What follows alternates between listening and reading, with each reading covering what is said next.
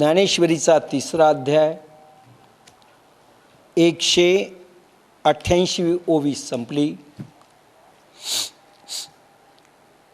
त्या ओव्या सर्वार्पण प्रयोगाच्या होत्या. जवळजवळ 7 तास आपण त्या 3 ओव्यावर ते बोललो. सर्वार्पण म्हणजे काय, सर्वार्पण का करावं, सर्वार्पणाचा फायदा काय, सर्वार्पणाचं महत्त्व काय, सर्वार्पणाच्या पद्धती काय, त्यानंतर त्याच्या अटी काय, कोणत्या कंडिशन्स आहेत, त्या सर्व आपण फार विस्ताराने निरूपित केल्या. भगवान अर्जुनाला सांगतायत, अर्जुना, हा सर्वार्पणाचा प्रयोग आणि साक्षी भावाचा प्रयोग, साक्षी भाव देखील मागच्या ओव्यात येऊन गेला, त्याला जोडूनच हे ओवे आहेत, साक्षी भाव आणि सर्वार्पण. आणि साक्षी भावावरही आपण 7 तास त्याचं निरूपण केलंय, सर्वार्पणावर 7 तास केलंय. आणि या विस्ताराने झालेल्या निरूपणानंतर ओव्याद्वारे भगवान गोपालकृष्ण अर्जुनाला सांगतायत, आता कोदंड घेऊन हाती आरूढ पायी रथी, देई आलिंगन वीरव्रती समाधाने. 189वी ओवी 3रा अध्याय. आता कोदंड घेऊन हाती. भगवंताने अर्जुनाची कुंडलिनी जागृत केलेली आहे. भगवंताने अर्जुनाला बुद्धियोग दिलेला आहे. थोडा समाधी अनुभव येऊ लागलेला आहे. मी करतो युद्ध, मी केल्याने सगळं होईल, मला पाप लागेल असं अर्जुन म्हणत चालला. म्हणून द्रष्टाभाव, कर्म करायचं, पण कसं करायचं, चिलखत घालून कसं करायचं, त्याच्यात एक द्रष्टाभावाचं धागादोरा आहे त्या चिलखतामध्ये. आणि द्रष्टाभाव 7 तास निरूपण आपण केलेलं आहे. म्हणून साक्षीत्वाने कसं राहावं, द्रष्टाभावाने कर्म कसं करावं, हे अर्जुनाला भगवंतानी शिकवलं. आणि सर्व कर्म मला अर्पण कर, त्याच्या वेगवेगळ्या पद्धती रीती आपण फार विस्ताराने पाहिल्या. पुन्हा त्याच्या मागे जायचं नाही. आणि भगवान म्हणतात, हे केल्यानंतर अर्जुना, तू केलं असं होणार नाही. द्रष्टाभाव आणि सर्वार्पण प्रयोगामुळे तुला पापही लागणार नाही, तुला पुण्यही लागणार नाही. आणि त्यामुळे आता कोदंड घे, धनुष्य बाण हातात घे. आता कोदंड घेऊन हाती आरूढ पायी रथी. रथावर आरूढ हो. बसला होता अर्जुन. पुन्हा त्याचे जे काही सिंहासन असेल त्याच्यावरती आरूढ हो. देई आलिंगन वीरव्रती समाधाने. आता रणवेळ आहे म्हणून आम्ही हातात धनुष्य घेऊन या रथावर चढ. आधी हातात धनुष्य घेऊन रथावर चढ, पण संतोषाने वीरवृत्तीला मिठी मार बरे. आविर्भाव युद्धाचा निर्माण होऊ दे, पण संतोषाने, शांत मनोवृत्ती, द्रष्टाभाव आणि सर्वार्पण प्रयोगाने आणि बुद्धियोगाच्या प्रयोगाने कशी करावी, भगवंतानी अर्जुनाला सांगितलं, शिकवलं, आरूढ केलं. आणि संतोष झाला पाहिजे. युद्धातही शांतता. लक्षात घ्या, मनामध्ये थोडी खवळ उत्पन्न होता कामा नये. इथपर्यंत भगवान सांगतायत. आपण त्या प्रयोगाद्वारे पाहिलं. आणि आता वीरवृत्ती धारण कर आणि उठ युद्धाला. जगी कीर्ती रुढवी, स्वधर्माचा मान वाढवी. अर्जुना, अरे जगात कीर्ती होईल रे तुझी. कीर्ती होईल. स्वधर्माचा मान वाढवी. 190 ओवी. गीता मोदिनी ज्ञानेश्वरी जगासाठी आहे. स्वधर्म हा विश्वधर्म व्हावा, ह्यासाठी जगातील दुष्ट प्रवृत्ती नष्ट करून सत्प्रवृत्ती निर्माण कराव्यात. तेव्हा जगात संतोष शांती नांदू लागेल. अशी पृथ्वी सुताला भारताला भगवंताची आज्ञा आहे, ऑर्डर आहे. जगे कीर्ती रुडवी. भगवान आज्ञा करतायत. जमलं तर कर, जुळलं तर कर. नाही, इतक्या प्रयोगांनी चिलखत घातलेलं आहे भगवंतानी. द्रष्टाभावाचं, सर्वार्पणाचं आणि बुद्धियोगाचं सगळं काही आहे. आणि आता कोदंड घे, उठ, युद्ध कर, जगात कीर्ती वाढव. कशा करता? स्वधर्माचा मान वाढवी. स्वधर्म, स्वधर्म पुन्हा शब्द आलेला आहे. आणि हे स्वधर्मांतर्गत येतं आहे सगळं. सर्वार्पण, द्रष्टाभाव वगैरे. आत्मधर्म, आत्म्याचा धर्म फार डिटेल आपण बोललेलो आहेत. बुद्धियोगापासून पूर्ण आत्मधर्मावरच आपण जास्त बोललो आहेत, पुन्हा बोलणार नाही. म्हणून आत्मयज्ञ जो आहे, स्वधर्म जो आहे, त्याचा मान वाढव.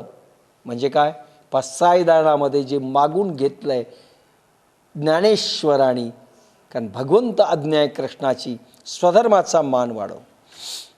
ह्या ज्ञानेश्वरी आणि भगवद्गीतामध्ये निरूपित झालेले जे जे योग असतील, जे आत्मधर्माच्या लाटा निर्माण करतील, आत्मचेतनेचा विकास करतील, भारताला गुरुपद देईल, हा राजर्षी योग. आणि भारत जगामध्ये त्याचा मान वाढावा, गुरुपदी यावा, ही भगवंत कृष्णाची आज्ञा देखील आहे. अर्जुनाच्या निमित्ताने दिल्या गेलेली आहे, ती आजही कायम आहे. स्वधर्माचा मान वाढवी. धर्माला ग्लानी आलेली आहे, मृतधर्म झालेला आहे, शास्त्रांच्या शब्दांच्या खोळीत लपलेला धर्म झालेला आहे, मृतवत आहे. त्याला कुंडलिनी जागरणानंतर राजर्षी योग आणि बुद्धियोग देऊन भगवंतानी जागृत केला, प्रगट केला, विश्वधर्म होण्यासाठी. हा स्वधर्म विश्वधर्म होण्यासाठी. विश्व स्वधर्म सूर्य पाहो ची ललकारी पहिल्यांदा कोणी ठोकली असेल तर भगवान कृष्णाने. त्यानंतर भगवान ज्ञानेश्वर महाराज प्रवृत्त झालेले आहेत. स्वधर्माचा मान वाढवी, या भारापासून सोडवी मेदिनी. या जगात तू आपली कीर्ती रूढ कर व आपल्या स्वधर्माचा मान वाढव. स्वधर्माचा मान वाढव दोन अर्थाने. दुष्ट माणसं संपवल्यानंतर सज्जन आणि संत माणसंच राहावीत, हा एक भाग.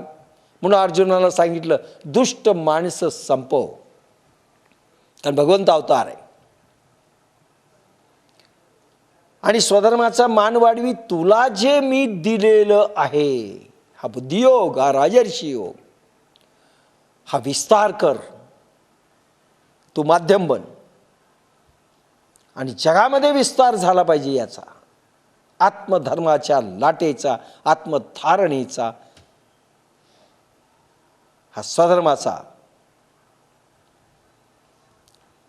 कळस झाला पाहिजे विश्वामध्ये.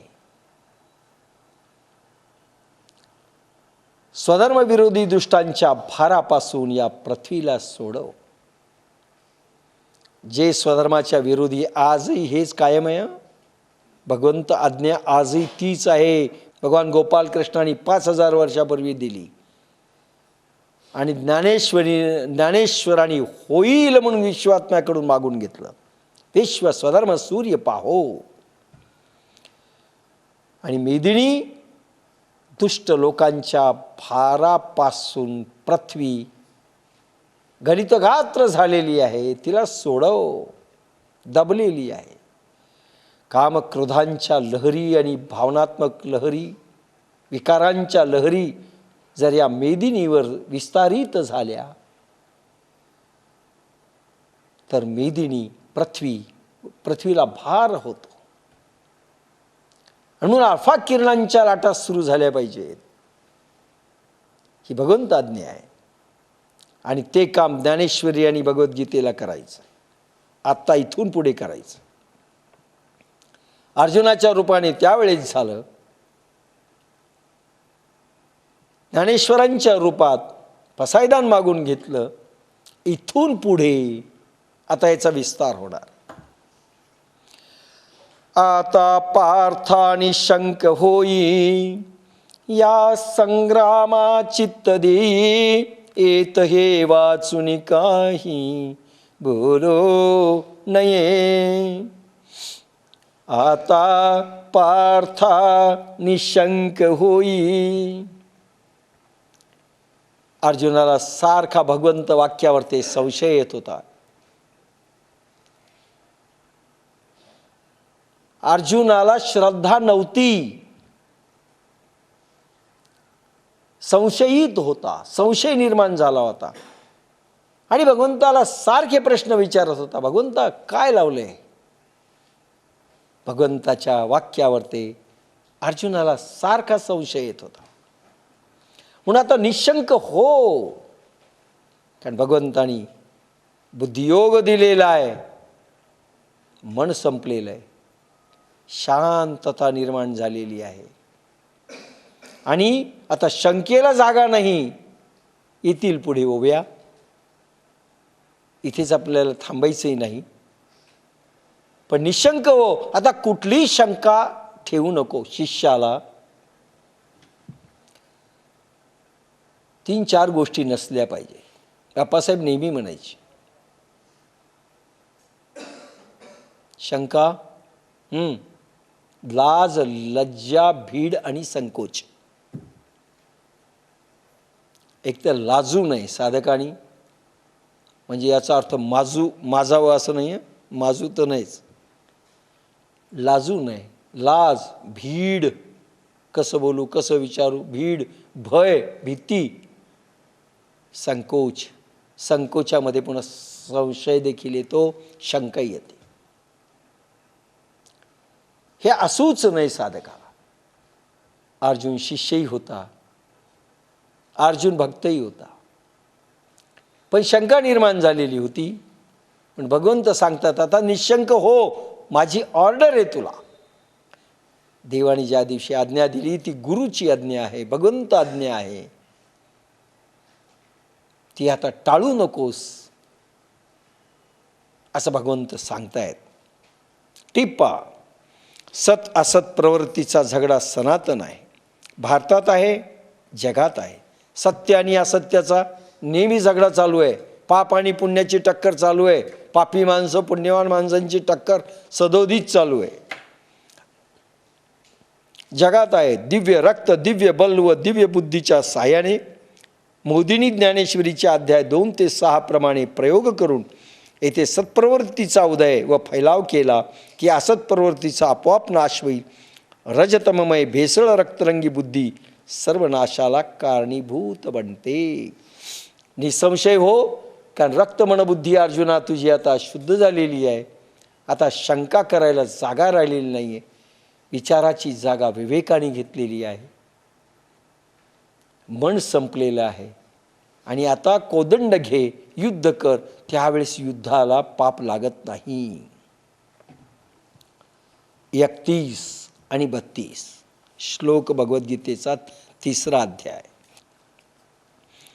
एमे मतमिदं नित्यं मनुतिष्ठन्ति मानवाः श्रद्धावन्तो न सूयन्तो मुच्यन्ते तेऽपि कर्मभिः. एमे मतमिदं नित्यं मनुतिष्ठन्ति मानवाः श्रद्धावन्तो न सूयन्तो मुच्यन्ते तेऽपि कर्मभिः. 32वा श्लोक.